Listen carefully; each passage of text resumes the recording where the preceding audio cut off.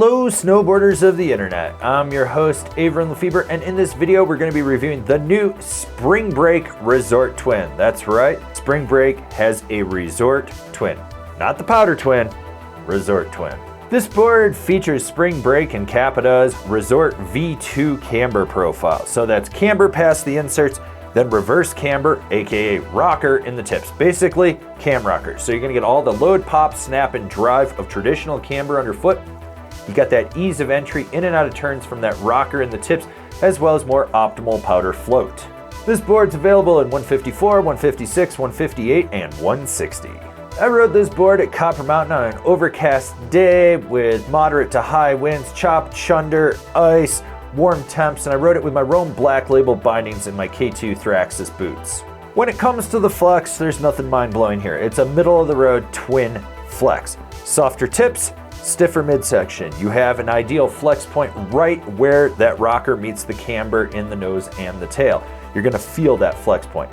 Obviously, the center of the board is stiffer. The torsional flex is easy to engage, but not so much that you're overpowering it. Now, when it comes to stability, you're gonna get a little chatter in the tips, and that slightly resonates back underfoot. The center section where all the camber is gonna be the stiffest, and you have a little bit of added width to this board, which does add to the stability. Now, you'd think for a twin, when you get into rutted out terrain, that it would get knocked around, you're gonna get bucked and all that. Wasn't. It was stable. It stayed on top of everything. Here's what I like about the pop with this board. Even though you got that camber that goes out through the inserts, you don't have to aggressively load it. I'm not saying you can't, I'm saying you don't. And if you don't, you're still gonna pop. You roll back, engage right where that flex point is, where it hits that reverse in the tail, aka rocker, and you get a spring. And it's just gonna pop you. You're gonna be able to clear side hits, ollie over that family of dumb skiers that's sitting below a roller. You're not gonna have to worry about it. You're just gonna be able to send it. Now, when you aggressively load it, you're just gonna pop harder. So what you put in, you get a little bit more out of. Now, when it comes to jumps, small to large, you don't have to worry about it. You can be lazy and laid back and let the lip throw you, or you can load it up and pop. What's nice is you do have that added width, which gives you more stability in the landing. All right, do you like to butter and jib? Because this board can butter and jib. You've got that big sweet spot right where the camber meets that reverse in the tips, and it locks in. You're gonna be able to leverage your weight outside the bindings, press into it, and it's gonna hold and give you that snap you want out. So if you do a 180, you lock in that nose butter, you're gonna be able to pop right back out, spin it around, and go on your way.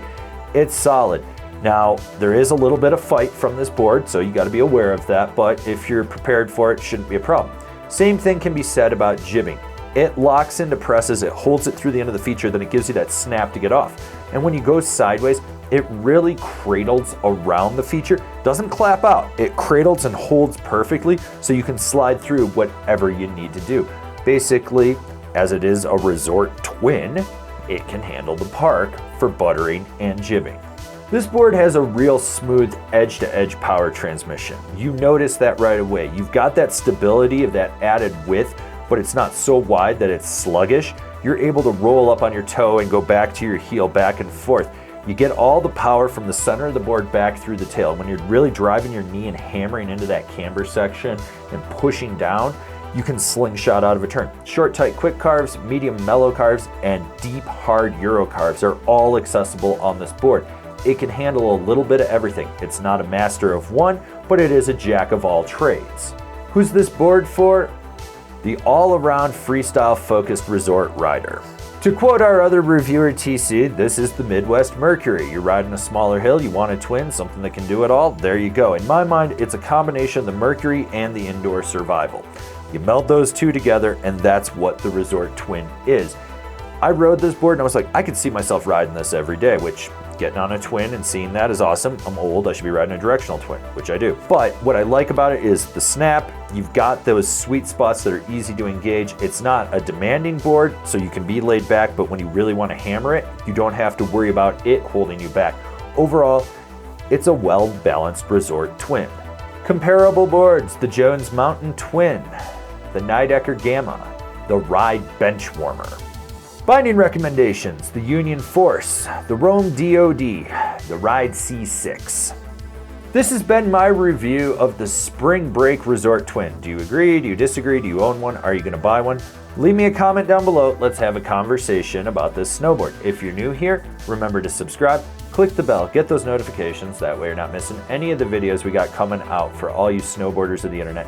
And if you really like what we're doing around here and you want to support us further, swing on over to Angry Snowboarder VIP and become a member. Sure, I could tell you more here, but I got a video over there that explains it so much better. As always, I've been your host, Avran LeFeber, and I'll see you in another video.